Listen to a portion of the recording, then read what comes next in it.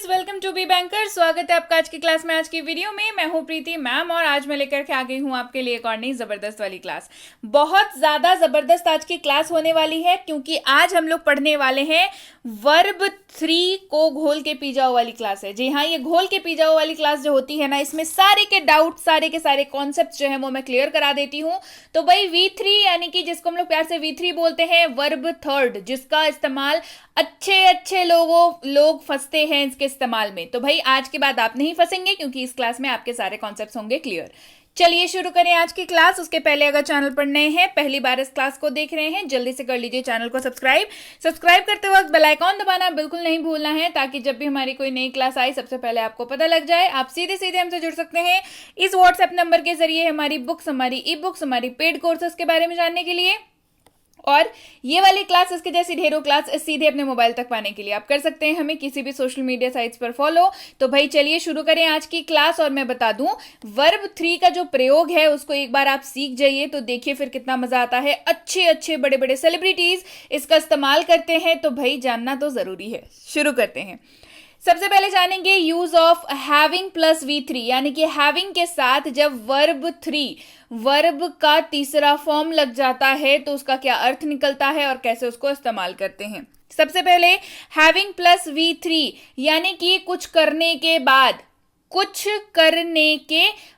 यही आपका आशय होता है जब आप हैविंग प्लस V3 का इस्तेमाल करते हैं किसी भी वाक्य में। स्ट्रक्चर जानेंगे, having plus V3 plus object plus subject और उसके बाद कोई भी वाक्य यानी कि एनी सेंटेंस। जी हाँ, having plus V3 plus object, उसके बाद आप कोई भी सेंटेंस का इस्तेमाल करेंगे। घबराइए मत, एग्जाम्पल बताऊंगी, बेहतर तरीके से समझ आएगा। चलिए देखिए, परीक्षा पास करने के बाद वह भारतीय सेना में शामिल हो गई। परीक्षा पास करने के बाद वह भारतीय सेना में शामिल हो गई। क्या बोलेंगे इसको? Having passed in the exam she joined Indian army. Having passed the exam, having passed in the exam she joined Indian army, यानी कि यहां पे हमने देखा having plus V3 plus object और सब्जेक्ट, उसके बाद कोई भी वाक्य। परीक्षा पास करने के बाद वह भारतीय सेना में शामिल हो गई। Having passed in the exam she joined Indian army. बढ़ते हैं आगे, अगला एग्जाम्पल देखिए। अपना होमवर्क करने के बाद वह प्लेग्राउंड चला गया। अपना होमवर्क करने के बाद वह प्लेग्राउंड चला गया। Having completed his homework he went to playground. Having completed his homework he went to playground.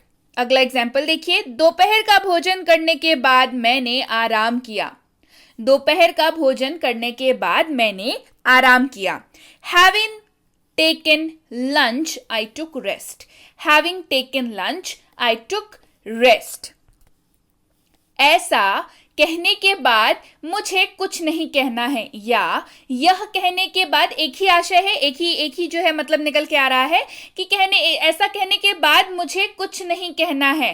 Having said that I have not to say anything. Having said that मतलब पहले ही कुछ कह लिया आपने, उसके बाद कह रहे हैं मुझे अब कुछ नहीं कहना है। Having said that I have not to say anything. किताब पढ़ने के बाद उसने लाइब्रेरी को वापस कर दी। लाइब्रेरी से किताब लाते हैं, पढ़ते हैं ना।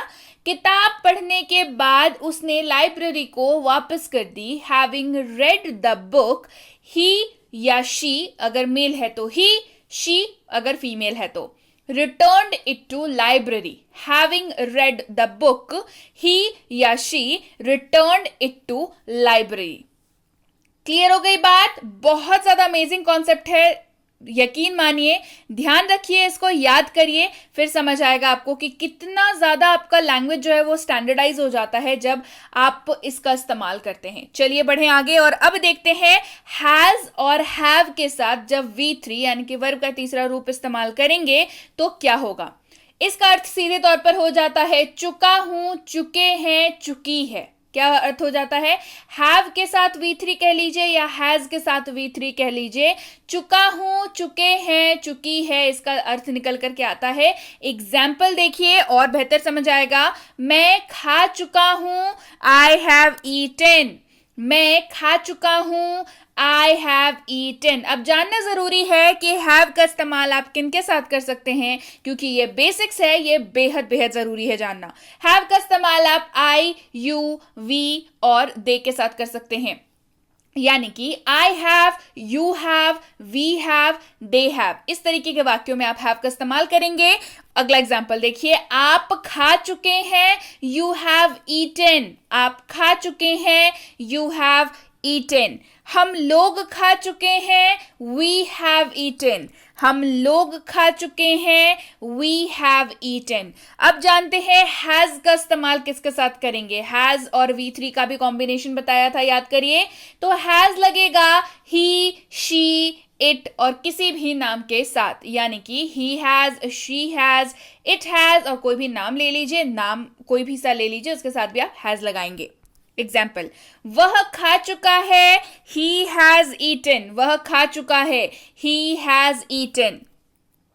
वह खा चुकी है, शी हैज ईटन। वह खा चुकी है, शी हैज ईटन। अगला है विल हैव और साथ में V3, वर्ब का तीसरा फॉर्म। विल हैव के साथ लगेगा V3। अर्थ क्या आ जाएगा, चुका हूंगा, चुके होंगे, चुकी होगी। चुका हूंगा, चुके होंगे, चुकी होगी। विल हैव प्लस V3 ऐसा रहेगा। एग्जाम्पल देखिए, मैं खा चुका हूंगा, आई विल हैव ईटन। मैं खा चुका हूंगा, आई विल हैव ईटन। आप खा चुके होंगे, यू विल हैव ईटन। आप खा चुके होंगे या तुम खा चुके होगे, ठीक है, क्योंकि हमारे पास अंग्रेजी में यू शब्द है जो आप और तुम दोनों के लिए इस्तेमाल करते हैं। तो तुम खा चुके होगे, यू विल हैव ईटन। आप खा चुके होंगे, यू विल हैव ईटन। अंग्रेजी सेम रह जाएगी।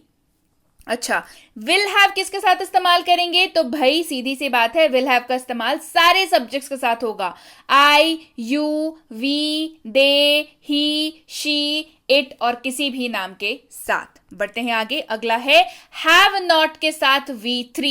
हैव नॉट और वर्ब का तीसरा रूप क्या हो जाएगा, नहीं, उसके बाद ब्लैंक यानी कि जो यहां पे सब्जेक्ट मैटर है वो आ जाएगा, यानी कि जो वाक्य का मेन विषय है वो आ जाएगा।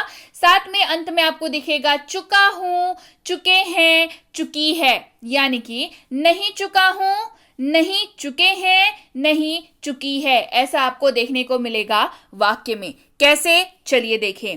आई हैव नॉट ईटन। मैं नहीं खा चुका हूं, दिख रहा है नहीं चुका हूं। मैंने बताया ना अभी, इसका अर्थ क्या होगा, नहीं चुका हूं, नहीं चुके हैं, नहीं चुकी है। I have not eaten. मैं नहीं खा चुका हूं, I have not eaten. Have not का इस्तेमाल कर सकते हैं आप आई, यू, वी, दे के साथ। बढ़ते हैं आगे। हैज नॉट जान लीजिए। हैज नॉट का इस्तेमाल आप कर सकते हैं ही, शी, इट और किसी भी नाम के साथ। तो इसके साथ he has not plus V3 जब होगा तो अर्थ क्या निकल कर आएगा, चलिए देखें। नहीं चुका हूं, नहीं चुके हैं, नहीं चुकी है। एग्जाम्पल देखिए बेहतर समझने के लिए। He has not eaten. वह नहीं खा चुका है, वह नहीं खा चुका है। He has not eaten. Will not have और V3 यानी कि will साथ में not have और V3 क्या हो जाएगा अर्थ, नहीं चुका हूंगा, नहीं चुके होंगे, नहीं चुकी होगी। नहीं चुका हूंगा, नहीं चुके होंगे, नहीं चुकी होगी। एग्जाम्पल देखिए, मैं नहीं खा चुका हूंगा, I will not have eaten. मैं नहीं खा चुका हूंगा, I will not have eaten. Rule समझ लीजिए, विल नॉट हैव जो है वो लगेगा आपके सारे सब्जेक्ट्स के साथ, यानी कि I, you, we, they, he, she, it और किसी भी नाम के साथ विल नॉट हैव का इस्तेमाल आप आराम से कर सकते हैं। अब देखते हैं हैव और हैज प्लस V3 जब प्रश्नवाचक के रूप में इस्तेमाल हो, यानी कि इंटरोगेटिव में कैसे इस्तेमाल कर सकते हैं, सवाल पूछने के लिए कैसे इस्तेमाल कर सकते हैं। हैव के साथ V3 या तो हैज के साथ V3 क्या हो जाएगा, क्या ब्लैंक यानी कि यहाँ पे जो भी वाक्य में है मुद्दा उसको वहां पे रखेंगे। क्या चुका हूं, क्या चुके हैं, क्या चुकी है, और फिर क्वेश्चन मार्क, क्यों? क्योंकि इंटरोगेटिव है। एग्जाम्पल देखिए, क्या मैं खा चुका हूं, हैव आई ईटन। क्या मैं खा चुका हूं, हैव आई ईटन, और हैव का इस्तेमाल आई, यू, वी और दे के साथ करेंगे। इसके साथ ही हैज का इस्तेमाल ही, शी, इट और किसी भी नाम के साथ करेंगे। तो चलिए हैज के साथ इस्तेमाल देखें। हैज ही ईटन, क्या वह खा चुका है। हैज ही ईटन, क्या वह खा चुका है। बढ़ते हैं आगे। अगला है विल हैव प्लस V3। कब? जब सवाल पूछने के लिए इस्तेमाल हो। क्या चुका होगा, क्या चुके होंगे, क्या चुकी होगी। एग्जाम्पल देखिए, क्या मैं खा चुका हूंगा, विल आई हैव ईटन। क्या मैं खा चुका हूंगा, will I have eaten. Example देखने के बाद अब जान लीजिए रूल कि विल हैव का इस्तेमाल किसके साथ आप कर सकते हैं। तो विल हैव का इस्तेमाल आप I, you, we, they, he, she, it और किसी भी नाम के साथ आराम से कर सकते हैं। अगला है हैड। हैड के साथ लगा V3, वर्ब का तीसरा रूप, हैड प्लस वर्ब 3। चुका था, चुके थे, चुकी थी, ये अर्थ आया। चुका था, चुके थे, चुकी थी। एग्जाम्पल देखिए, मैं खा चुका था, आई हैड ईटन। मैं खा चुका था, आई हैड ईटन। आप खा चुके थे, यू हैड ईटन। आप खा चुके थे, यू हैड ईटन। हम लोग खा चुके थे, वी हैड ईटन। हम लोग खा चुके थे, वी हैड ईटन। वे लोग खा चुके थे, दे हैड ईटन। वे लोग खा चुके थे, दे हैड ईटन। वह खा चुका था, he had eaten. वह खा चुका था, he had eaten. वह खा चुकी थी, she had eaten. she का इस्तेमाल फीमेल की बात कर रहे हैं। वह खा चुकी थी, she had eaten. मोहन खा चुका था, मोहन had eaten. मोहन खा चुका था, मोहन had eaten. मोना खा चुकी थी, मोना हैड ईटन। मोना खा चुकी थी, मोना हैड ईटन। अब देखते हैं हैड के साथ प्लस सब्जेक्ट लगेगा तो ये इसको इंटरोगेटिव यानी कि सवाल पूछने के लिए कैसे इस्तेमाल होगा। क्या ब्लैंक चुका था, चुके थे, चुकी थी, यानी कि क्या चुका था, क्या चुके थे, क्या चुकी थी, ये ऐसे इस्तेमाल होगा। एग्जाम्पल देखिए, क्या मैं खा चुका था, हैड आई ईटन। क्या मैं खा चुका था, हैड आई ईटन। अब हैड का इस्तेमाल जान लीजिए, सबके साथ होगा I, you, we, they, he, she, it और किसी भी नाम के साथ। अब बढ़ते हैं आगे और देखते हैं नेगेटिव में जब मिले आपको तो कैसे इसका इस्तेमाल करेंगे। कैसा होगा इस्तेमाल? हैड नॉट, हैड के साथ लग गया नॉट, हैड नॉट। क्या बन गया? नहीं चुका था, नहीं चुके थे, नहीं चुकी थी। एग्जाम्पल देखिए, मैं नहीं खा चुका था, आई हैड नॉट ईटन। मैं नहीं खा चुका था, I had not eaten. Had not का इस्तेमाल भी आप सबके साथ कर सकते हैं, यानी कि I, you, we, they, he, she, it और किसी भी नाम के साथ हैड नॉट का इस्तेमाल आप आराम से कर सकते हैं। अब जानते हैं कैन बी के साथ जब V3 लगे तो क्या होगा, क्या बनेगा। अर्थ निकल के आया, जा सकता है, जा सकती है, जा सकते हैं। कैन बी प्लस V3, जा सकता है, जा सकती है, जा सकते हैं। एग्जाम्पल देखिए, उसे धोखा दिया जा सकता है, ही कैन बी चीटेड। उसे धोखा दिया जा सकता है, ही कैन बी चीटेड। इस तरीके के वाक्य दिखेंगे। ठीक है, चलिए तो अब स्ट्रक्चर जानेंगे। Subject plus can be plus V3। उसे धोखा दिया जा सकता है, he can be cheated. Can be का एग्जाम्पल तो देख लिया, इसके बाद समझ लीजिए रूल, यानी कि कैन बी का इस्तेमाल आप सबके साथ कर सकते हैं। I, you, we, they, he, she, it और किसी भी नाम के साथ आप कर सकते हैं। उसे बचाया जा सकता है, शी कैन बी सेव्ड। उसे बचाया जा सकता है, शी कैन बी सेव्ड। आपको गिरफ्तार किया जा सकता है, यू कैन बी अरेस्टेड। आपको गिरफ्तार किया जा सकता है, यू कैन बी अरेस्टेड। उनका अच्छे से इलाज किया जा सकता है, they can be treated well. उनका अच्छे से इलाज किया जा सकता है, they can be treated well. उन्हें हराया जा सकता है, दे कैन बी डिफीटेड। उन्हें हराया जा सकता है, दे कैन बी डिफीटेड। मच्छर को मारा जा सकता है, मस्कीटोज कैन बी किल्ड। मच्छर को मारा जा सकता है, mosquitoes can be killed.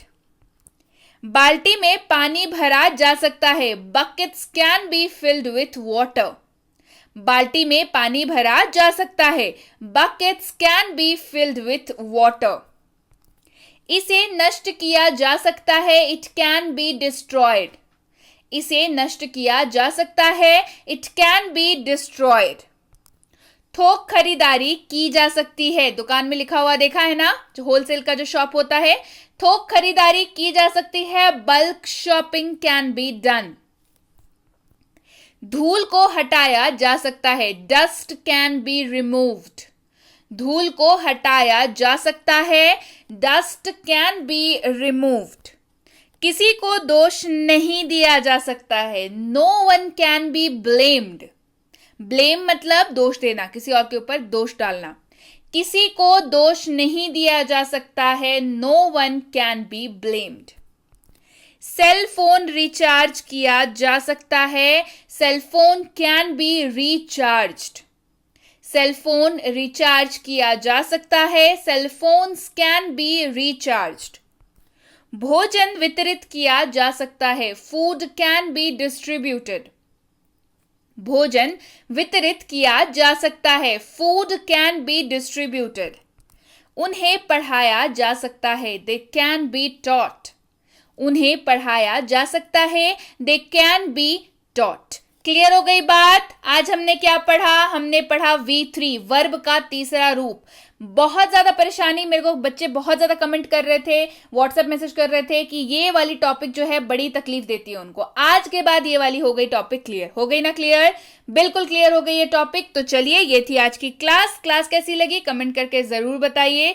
Class पसंद आ गई है लाइक कर दीजिए, शेयर कर दीजिए, नहीं किया है चैनल को सब्सक्राइब जल्दी से कर लीजिए, ताकि जब भी ऐसी कोई बहुत ही ज्यादा कॉन्सेप्ट वाली क्लासेस आए आपको नोटिफिकेशन जरूर मिल जाए।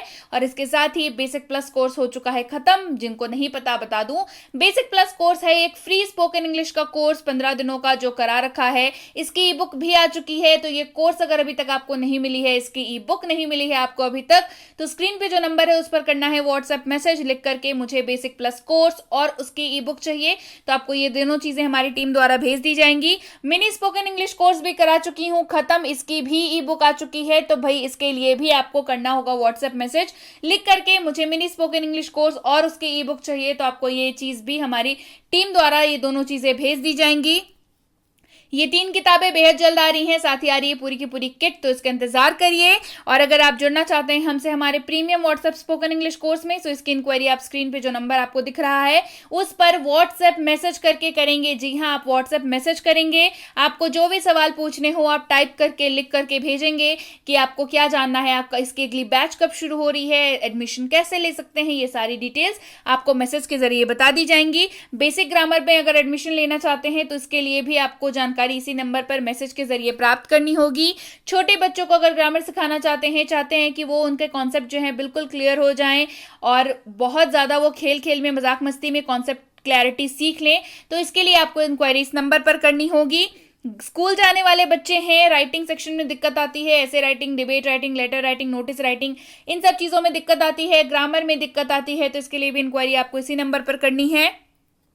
प्रीमियम कॉम्पिटिटिव इंग्लिश कोर्स, यानी कि आप ऐसे किसी भी कॉम्पिटिटिव एग्जाम की तैयारी कर रहे हो जिसमें अंग्रेजी पूछी जाती हो, तो ये कोर्स आप ही के लिए है। आपकी RC, vocabulary, grammar, basic advance दोनों और लेटेस्ट पैटर्न के क्वेश्चन सारी चीजें कराई जाती हैं। तो बिल्कुल निश्चिंत रहना है, इसके लिए भी आपको इंक्वायरी इसी नंबर पर मिल जाएगी। इंक्वायरी करते वक्त ध्यान रखेंगे, सबसे पहली बात मैसेज करेंगे, ठीक है, मैसेज करेंगे, मैसेज टाइप करके भेजेंगे। क्या टाइप करके भेजेंगे? कोर्स का नाम टाइप करके भेजेंगे, ताकि हमारे प्रतिनिधि को ये समझ आए, हमारे एग्जीक्यूटिव को ये समझ आए कि आप किस कोर्स के बारे में इंक्वायरी कर रहे हैं और वो आपको सही समय पर सही जवाब दे पाए। जानकारी मिलने में फिर भी 12 से 48 घंटों का वक्त लग जाता है, तो कृपया प्रतीक्षा करें। और अगर मैसेज कर दिया है निश्चिंत हो जाएं, आपको रिप्लाई जरूर मिलेगा। क्लियर हो गई बात? So yes guys, that's it for today. Thank you so much for watching be with B Banker, empowering lives through knowledge.